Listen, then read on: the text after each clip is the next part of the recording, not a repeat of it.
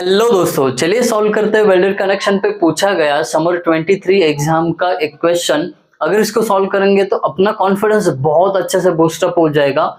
ये welded connection question number 3 में पूछा जाता है 6 मार्क्स के लिए, तो 6 मार्क्स बहुत बड़ी बात है। ये सॉल्व तो करेंगे, बट उससे पहले अगर चैनल को सब्सक्राइब नहीं किया है फटाफट कर लीजिए, बेल आइकॉन का बटन भी हिट कीजिए ताकि अगला वीडियो अपलोड होगा तो नोटिफिकेशन मिलेगा आपको। मेहनत बहुत कर रहा हूँ आपके लिए, बस थोड़ा सा आपको सपोर्ट करना पड़ेगा। सपोर्ट कीजिए, एग्जाम खत्म होने से पहले 1000 सब्सक्राइबर करने ही है। आइए अब न्यूमेरिकल को समझते हैं। न्यूमेरिकल आपको यहाँ पे दिख भी रहा है।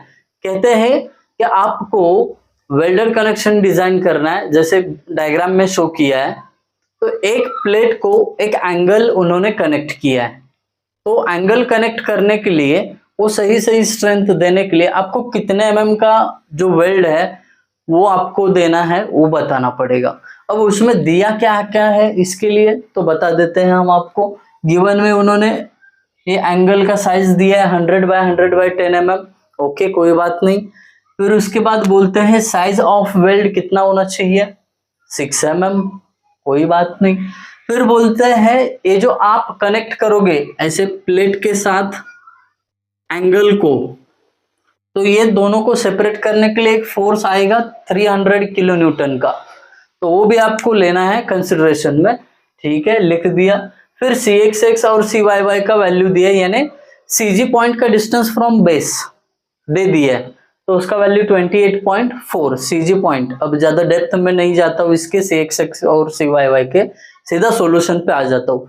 अब ये सब देने के बाद डिजाइन करने जा रहे हैं हम वेल्डेड कनेक्शन। स्टेप नंबर 1, अभी भले ही आपको साइज दिया है फिर भी स्टेप फॉलो कीजिए। Step number 1, size of weld कितना दिया है, S is equal to 6 mm।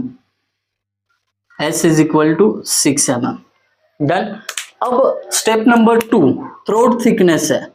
थोड़ा फास्ट इसके लिए जा रहा हूँ क्योंकि जिस टाइम पे अभी मैं शूट कर रहा हूँ बहुत आवाज रहता है बाहर, तो उसको थोड़ा सा निगोशिएट करने के लिए, कॉम्पेंसेट करने के लिए थोड़ा तेज भी बोलना पड़ता है मुझे और फास्ट भी जाना पड़ता है।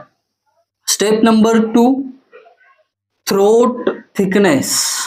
थ्रोट थिकनेस, अब थ्रोट थिकनेस डिनोट किया जाता है भाई साहब TT से, स्मॉल t के सफिक्स में t। ओके, फॉर्मूला है इसका K इंटू S। अब K अगर आपको न्यूमेरिकल में नहीं दिया है तो भाई साहब 0.7 ले लीजिए, कोई टेंशन नहीं है आपको। 0.7 into size of weld 6 mm, अगर दिया है तो ठीक है, नहीं तो 6 mm कंसिडर कर लेना। अगर इसको मल्टीप्लाई करूंगा तो थ्रोट थिकनेस मुझे मिलेगा 7 6 42, मतलब 4.2 mm। आप करके देखिए कैल्शियम में, यही मिलने वाला है आपको। आइए अब स्टेप नंबर 2 होने के बाद डिजाइन स्ट्रेस ऑफ वेल्ड निकालते हैं, जो स्टेप नंबर 3 है हमारा। स्टेप 3 क्या है, डिजाइन स्ट्रेस ऑफ वेल्ड। अभी बाहर के आवाज पे मेरा आधा ध्यान है, आपको पढ़ा है मैं आधा ध्यान है, तो बहुत सिचुएशन को टैकल कर रहा हूँ। Design stress of weld, but situation कैसी भी हो हमें हार बिल्कुल भी नहीं माननी है, वो सिचुएशन पे चढ़ाई करनी है, कर लेंगे। डिजाइन स्ट्रेस ऑफ वेल्ड क्या है, FWD। FWD is equal to, इसका फॉर्मूला बड़ा ही साधारण रहता है, यानी ये देखिए FU upon √3 into gamma MW। Easy वाला फॉर्मूला, एकदम शॉर्ट वाला।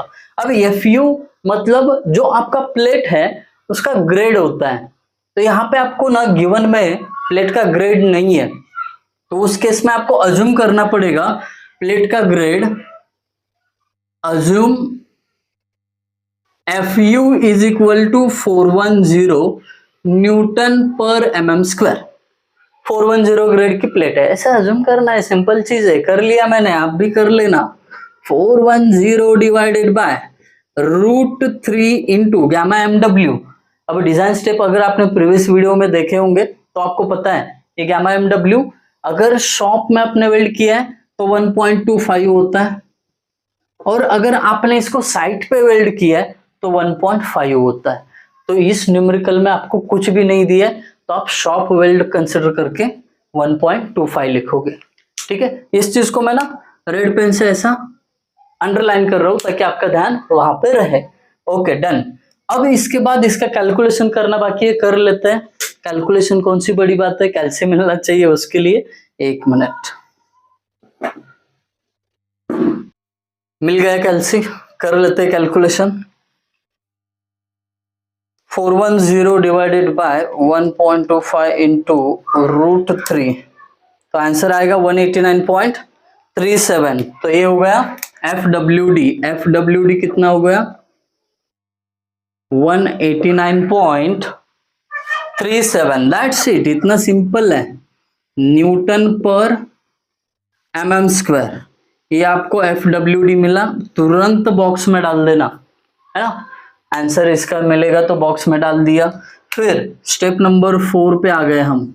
स्टेप 4 कहती है आप डिजाइन स्ट्रेंथ ऑफ वेल्ड निकालो। Design strength of weld. अब ये डिजाइन स्ट्रेंथ ऑफ वेल्ड जो है 1 mm की निकाली जाती है। 1 mm में कितना स्ट्रेंथ होगा, आइए इसका फॉर्मूला लिख लेते हैं।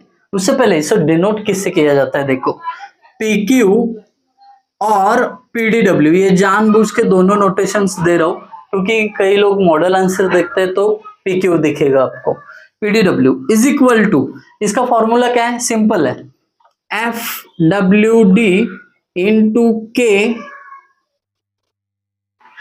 सॉरी L है इधर, L into throat thickness. That's it. Values put करें, FWD का वैल्यू 189.37, L की जगह 1 क्यों, क्योंकि 1 mm का हम क्या करें, डिजाइन स्ट्रेंथ निकाल रहे हैं। थ्रोट थिकनेस मतलब सेकेंड स्टेप में निकाला है 4.2। अभी कई लोग ना थ्रोट थिकनेस का स्टेप ही स्किप करते हैं, सीधा इधर ही निकाल लेते हैं, चलेगा, बट ये थोड़ा सिस्टमेटिक है, इसको फॉलो करिए। अब इसका कैलकुलेशन कर लेते हैं, कितना आएगा देख लेते हैं। PDW 189.37 इंटू 4.2, तो ये 795.354, 795.35 न्यूटन, इतना ये क्या होगा आपका डिजाइन स्ट्रेंथ होगा। अभी इसका मतलब क्या होता है मैं आपको समझाता हूँ शॉर्ट में एकदम। 1 mm वेल्ड कितना लोड ले सकता है, ये कितना लोड सस्टेन कर सकता है, उसका ये वैल्यू है। डन, आगे बढ़ते हैं अभी स्टेप नंबर 5 पे। स्टेप नंबर 5 कहती है क्या, आप हमें इफेक्टिव लेंथ दो। Step 5, effective length of weld, length of weld, आइए निकाल लेते हैं। इफेक्टिव लेंथ ऑफ वेल्ड का जो फॉर्मूला है वो है PU upon PDW, L is equal to factored load upon design strength of weld. Factored load कितना है 300, अब वो किलो न्यूटन है, उसको न्यूटन में लिखना पड़ेगा, क्यों, क्योंकि जो PDW है वो न्यूटन में है। इतनी सीधी चीज है। चलिए 795.35 से इसको डिवाइड कर लेते हैं। 300 into 10⁻³ divided by 795.35 is equal to 377.19 mm। 377.19 mm, that's it, हो गया। इफेक्टिव लेंथ भी मिल गया। अब इसके बाद लास्ट डिजाइन स्टेप होती है अपनी, स्टेप नंबर 6। क्या कहती हो, एंड रिटर्न्स निकाल लो आप, एंड रिटर्न्स। ठीक है, एंड रिटर्न्स तो निकाल लेंगे, कोई दिक्कत नहीं। अगर एंड रिटर्न्स में आपको CXX और CYY का वैल्यू दिया है तो क्या करना है, मैंने प्रीवियस लेक्चर में डिजाइन स्टेप में लिख के दिया था, बस उसको फॉलो कर रहे हैं। ये equation as it is use करना। अब ये इक्वेशन दिया है तो इसको क्या करो, पहले वैल्यू पुट करके सॉल्व करो। PDW कितना है अपने पास 795.35 इंटू x1।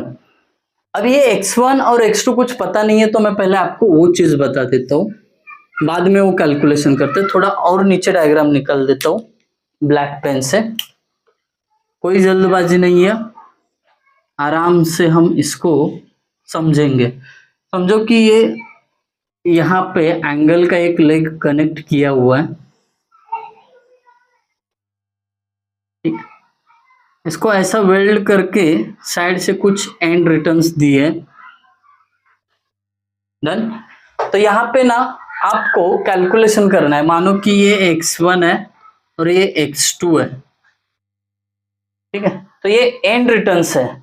ये पूरा वेल्ड करने के बाद जो एंड पे आप रिटर्न्स देते हो, रिटर्न मतलब टर्न करके कुछ थोड़े लेंथ तक वेल्ड देते हो, तो उसका लेंथ निकलना है, उसी को हम एंड रिटर्न्स बोलते हैं। पिछली लेक्चर में समझा दिया है वो सब। अब x1 और x2 क्या निकालना है ये समझ में आया। अब वैल्यू पुट कर देते हैं।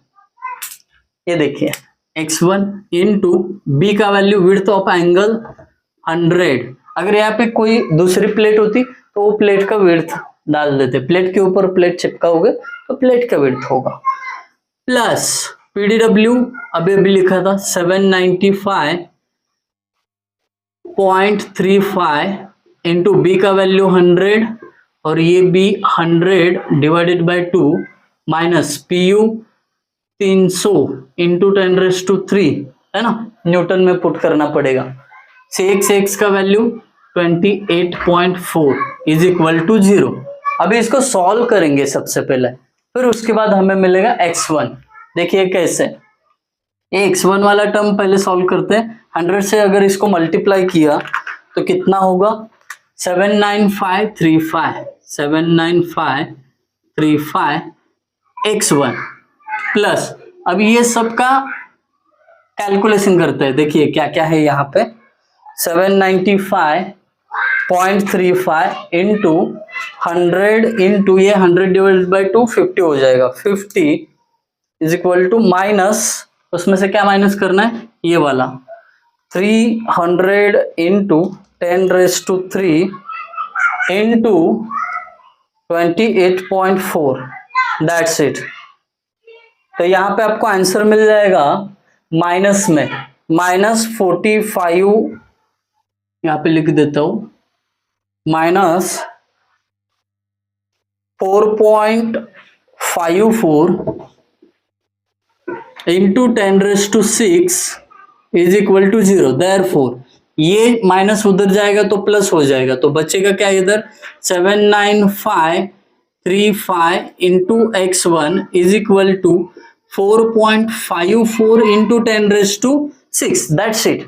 देखिए यहाँ पे आंसर मिल गया। अभी x1 के साथ में जो कांस्टेंट है ना वो इधर जाके डिवाइड होगा, दैट्स इट। सिंपल सा डिफरेंस है। x1 इज इक्वल टू यहाँ पे 4.54 इंटू 10⁻6 डिवाइडेड बाय 79535, तो आपको x1 का वैल्यू 57.08 मिल जाएगा, 57.08। बट ये पॉइंट में रखने से कोई मतलब नहीं है, उसको थोड़ा सा राउंड फिगर कर लो, 58 कर लो। x1 मिल गया 58, ठीक है। तो आपका ये x1 लेंथ 58 हो गया। अब लास्ट की कॉन्सेप्ट वाली बात सुनिए। आपका ये पूरा जो है वेल्डिंग वो आपका इफेक्टिव लेंथ है, यानी क्या, length is equal to x1 plus ये विड्थ प्लस ये एंड टर्न वाला वेल्डिंग, ये लेंथ है पूरी वेल्डिंग की। आई बात समझ में। ये देखिए x1 प्लस ये विड्थ ऑफ एंगल प्लस ये x2। अब देखिए इसमें वैल्यूज पुट करेंगे। इफेक्टिव लेंथ कितना मिला था, 377.19, 377.19 इज इक्वल टू x1 का वैल्यू 58 ले चुके हम, प्लस b की वैल्यू 100 प्लस x2। अब क्या करना है, therefore x2 is equal to, ये सब इधर जाके माइनस होगा, जो बचेगा वो x2 होगा। 377.19 माइनस 58 प्लस 100, तो ये बचा आपके पास x2 की वैल्यू 219.19। ये हो गया एंड टर्न्स का मामला खत्म, डन। अभी इसको आपने राउंड फिगर 220 किया तो भी चलेगा, कोई टेंशन वाली बात है नहीं। देखिए दोस्तों, बहुत सारे डिफिकल्टीज को टैकल करके, बाहर का शोर, टाइमिंग सब मैच करके मैं वीडियोस बना रहा हूँ बस आपके लिए। तो आप भी थोड़ा सा सपोर्ट कीजिए, मुझे मोटिवेशन मिलेगा आपके कमेंट के थ्रू। अगर आप वीडियो को लाइक करोगे वो भी मेरे लिए मोटिवेशन रहेगा। तो ऐसे ही लाइक करते रहिए, कमेंट करते रहिए और अपने दोस्तों के साथ ये वीडियोस शेयर करते रहिए। Thank you guys for watching video. Thank you so much.